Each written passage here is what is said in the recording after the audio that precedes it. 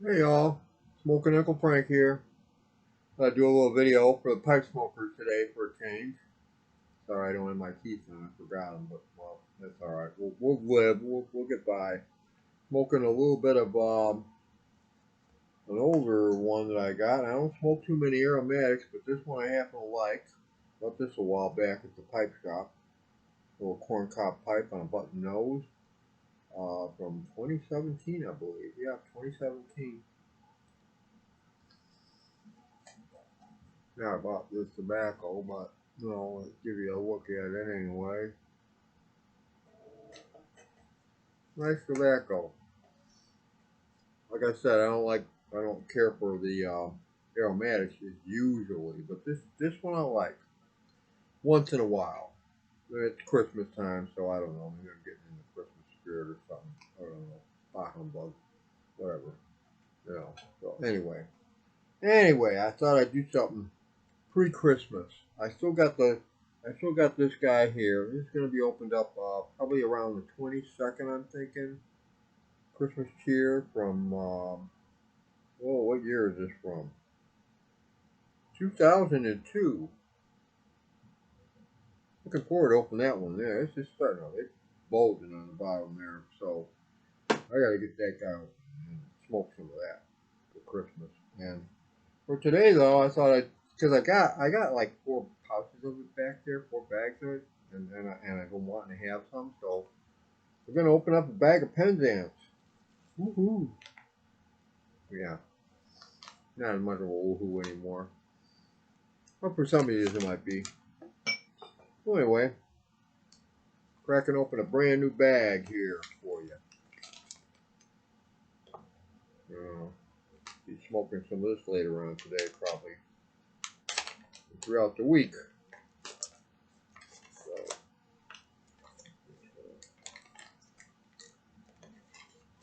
cut it open here. There we go. And get my little tray out because I don't want to spill any of it. It's falling over in there. You know, they call this a flake, but it's more of a crumble, in my opinion, because this stuff just, I mean, it's beautiful tobacco, it just breaks up. These flakes, when you pick them up, they just want to crumble in your hand. You can't hardly pick up a flake without it wanting to break on you. So, but I got a big mason jar over here. There's a bunch of already some broken stuff in the bottom there, which will probably get smoked first because it's already pretty much pretty broken up for me. So anyway, there we go. Boy, it smells good. Love me some Latakia. Don't you just love a little Latakia every now and then? I wear like my Penzance. I'm not. It's not as big of a wow factor as it once was for me. I guess that was back in the day when I couldn't get the stuff, and then all of a sudden I got this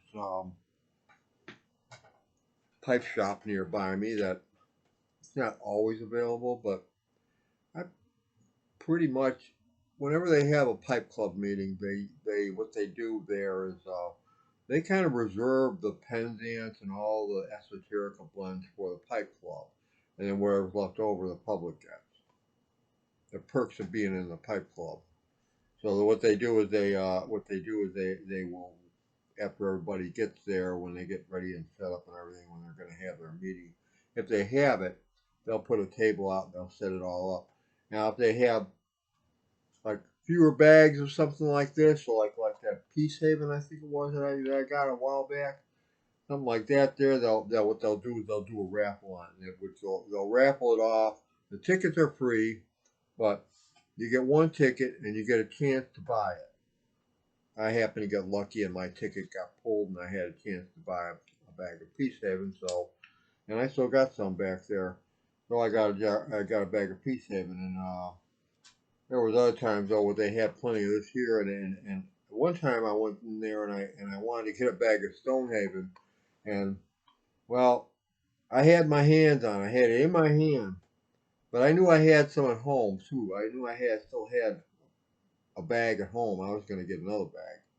And Jeff, the chef, was there, and he was like, "Well, I want a bag too."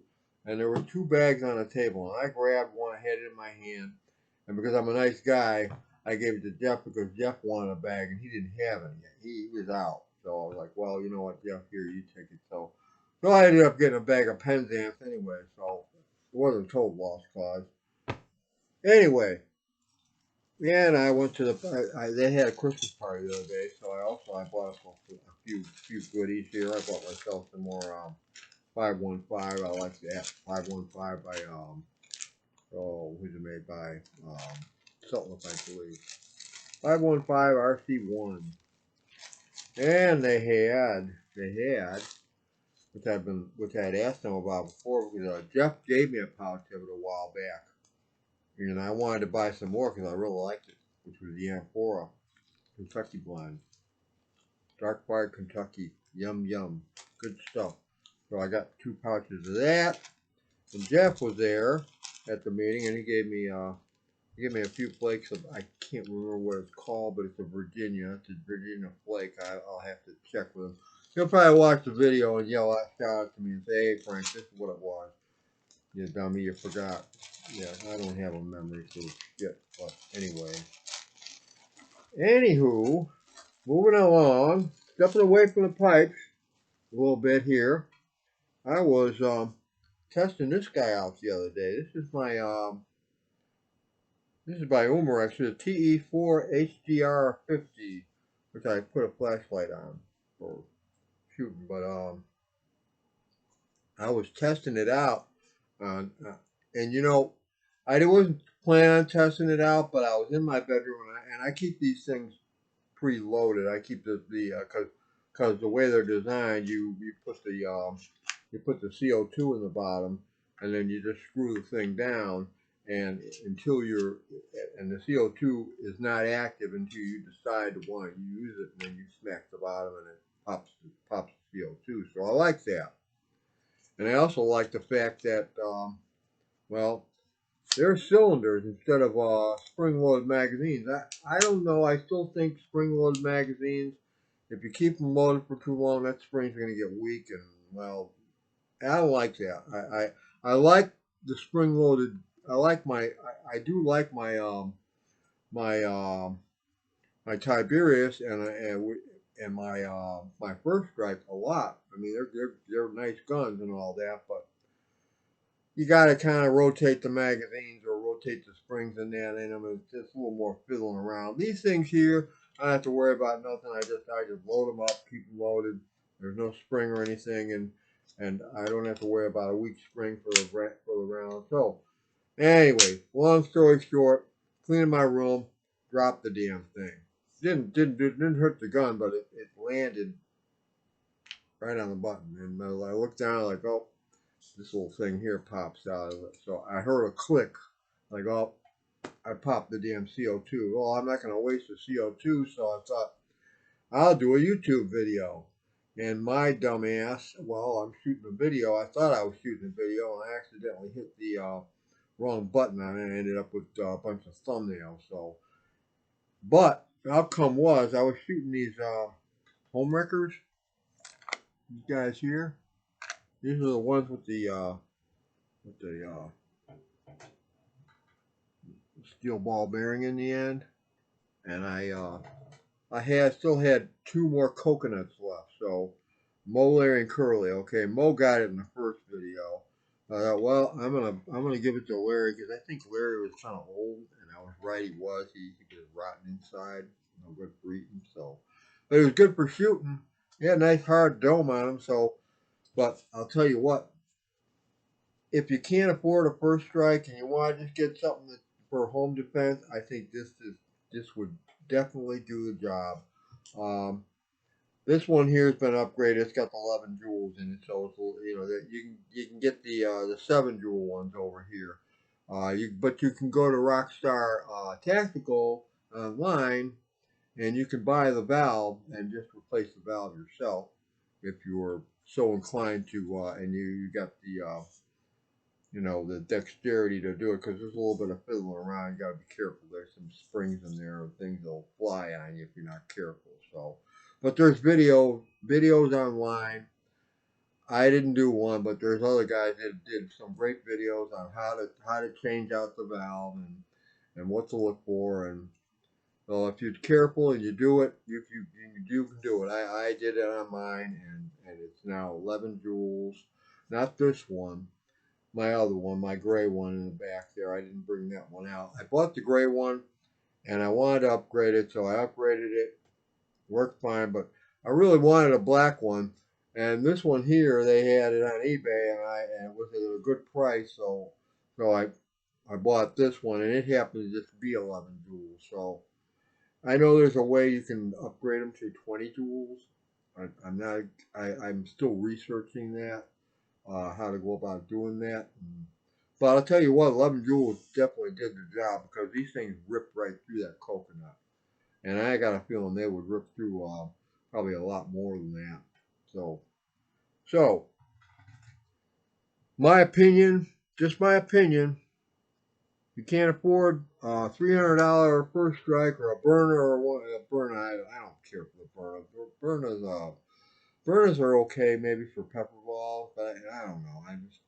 I like the first strike or Tiberius if you get a Tiberius, but they're no longer made. You gotta have to go looking on eBay, and the guys, when they do have them, they want a lot of money for them. I paid a little bit up for mine, um, but it works well, and I since I've cleaned it and everything, and went through it and checked all the O rings and everything, and kind of did my thing with it, so it's in tip top condition, and bought some extra barrels off of eBay for it. So that's why I got that long ass barrel on there, and so it works really well. But they're a little pricey. They're I think the first strikes are like 3.5 or something. I don't know. You can look it up yourself.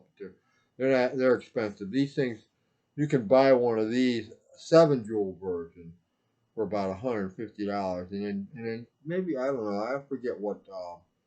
I think it's 20 or $30 for the valve from Rockstar Tactical, and they have them. You just put one in, you're good to go, and that's a cheaper way out. And, you know, so it's a good option, anyways. If you can't afford the first strike, it'll do the job. Believe me, I keep both of mine loaded at all times, which is why I had that problem. I should have been more careful, but you know, things happen. So I got the Destroy Larry. So and I'm gonna make another video pretty soon with the first strike. So I want to use the first strike. I want to use them Z rounds and get Curly, because Curly's still left over, and Curly's fresh because I just drained all the juice out of them. Just a way you can go through the eye and drain the juice, because I don't want to have juice splattering all over the place. Have coconut liquid all over my damn bedroom, like I did with Mo. So so I drained him. So all I got is a nut to crack. And once I get done with that nut, because I got a taste for coconut, and I already tasted the liquid out of it. And the liquid tasted sweet, so the coconut inside should be good. So he's gonna get blasted later on today, and I'll post a video on that for you. You get to see Curly Joe get hit. You know, he was the youngest stooge, and he's the last one to go in my group. I saved the youngest guy. I think he died first. I'm not sure about the history. Correct me if I'm wrong, but I think he had problems with he had stroke issues, and he had heart issues. I think the producers in that, they had made him gain weight just to do the show. You know, he didn't. He had hair too. They made him shave it. They had him shave it just so he could fit the part and be funny. And he was funny anyways. I think he would have been probably funny with hair even, but he wasn't that large of a guy, and I think that kind of didn't help him with his health issues. So anyway, little history lesson, at least as far as I can remember and what I know about it. I used to be a big Stooge fan when I was a kid.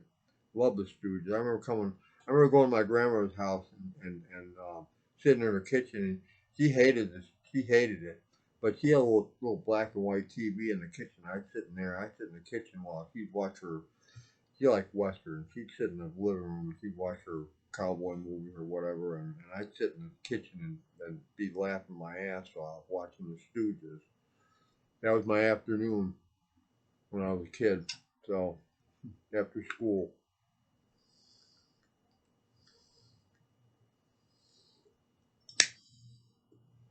I'm not sure, but I think it was Ray Rayner that dressed up as some old guy. I remember it was like in a garage, and he would shoot the video on the inside of a garage wall. He had a projector, an old projector there.